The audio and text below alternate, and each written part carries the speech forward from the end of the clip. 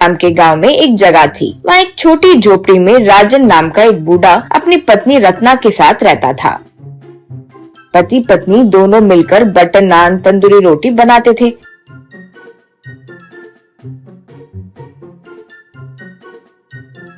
उनके पास कुछ लड़के काम करते थे। वे लोग उनके दिए रोटी नान पुट्टी में डालकर गांव भर में घूमकर बेचते थे। रोटी ले लो भाई रोटी, ताजा ताजा तंदूरी रोटी, रोटी ले लो माँ रोटी, नान ले लो भाई नान, गर्मा गर्म तंदूरी नान ले लो, यूं पुकारते हुए बेचते थे।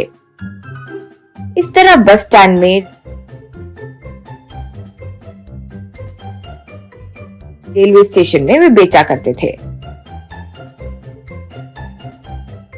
शाम होते ही पैसे लाकर राजन को देते थे। उनमें से कुछ पैसे फिर राजन वो लड़कों को देता था। एक दिन एक युवक राजन के पास आया। श्रीमान, मेरा नाम गौतम है। मैं पड़ोसी गांव से आया हूँ। हम बहुत गरीब हैं। यहाँ कुछ काम मिलेगा सोचकर आया हूँ। आपके पास कोई काम है तो दिलवाइए। यूं कहा राजन। यहाँ कोई काम नहीं है बेटा, मेरे पास पहले ही बहुत लड़के काम करते हैं, अब तो तुम्हारी जरूरत नहीं है। यूं कहा गौतम। श्रीमान, ऐसे मत बोलिए। आप बहुत सारे लड़कों को काम दिए हो, ये जानकर ही आया हूँ। मुझे भी कोई काम दिलवाकर पुण्य कीजिए। यूं कहा तब रत्ना, बेचारा लड़का इतना पूछ रहा है ना, ऊपर से हम अब ज्यादा व्यापार करने की भी तो सोच रहे हैं। ये लड़के से हम नान रोटी बिकवा लेंगे। यूं बोली। राजन ठीक है कहकर, बेटा तुम रोज पुट्टी में रोटी और नान लेकर बेच कर आओ। जो पैसे लाओगे उसमें से 40% दूंगा। तनख्वाह कुछ नहीं है, तुम्हें मंजूर है तो काम शुरू करो। यूं कहा गौतम। ठीक है जी। पूछते ही काम देने के लिए आप दोनों को धन्यवाद कहकर नमस्कार किया। इस तरह गौतम पुट्टी में बटर नान तंदूरी रोटी बेचना शुरू किया। रोटी ले लो बाबू रोटी, ताजा ताजा तंदूरी रोटी, रोटी ले लो बाबू, नान ले लो भाई नान, गर्मा गर्म तंदूरी नान। लोग खरीदकर उसे पैसे देने लगे।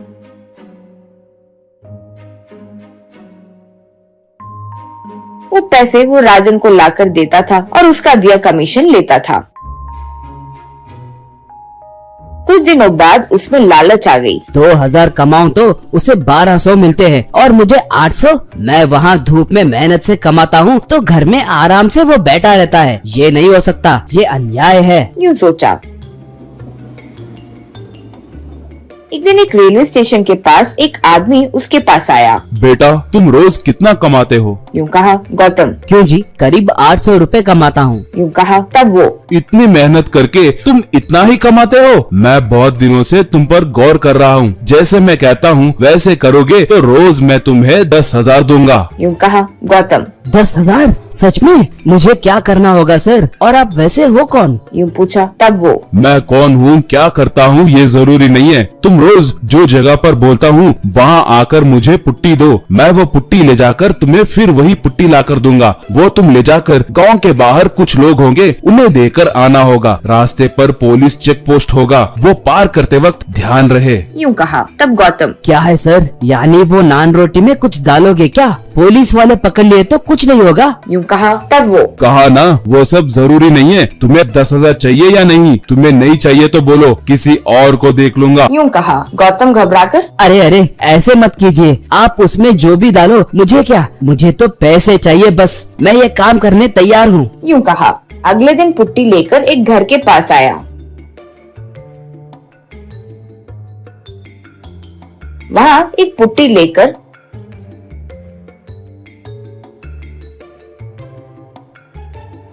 वो आदमी घर में जाकर वापस लाकर दिया। गौतम वो लेकर चले गया। इस तरह वो पुलिस चेक पोस्ट पार किया। कुछ दूर जाने के बाद कुछ आदमी उसके पास से रोटी नान लेकर चले गए। खाली पुट्टी लेकर वापस चेक पोस्ट पार करके उस आदमी के घर आया। वो उसे 10,000 दिया। वो पैसे देकर गौतम खुश हो गया। राजन के पास आकर गौतम 1200 दिया।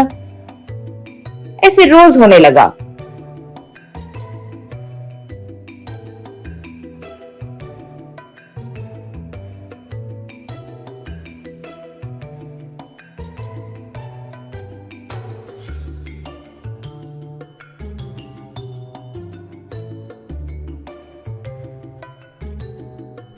पुट्टी लेकर एक दिन गौतम जा रहा था तो चेकपोस्ट के पास उसका पैर फिसल गया और वो नीचे गिर गया। पुट्टी से रोटी नान नीचे गिर गए।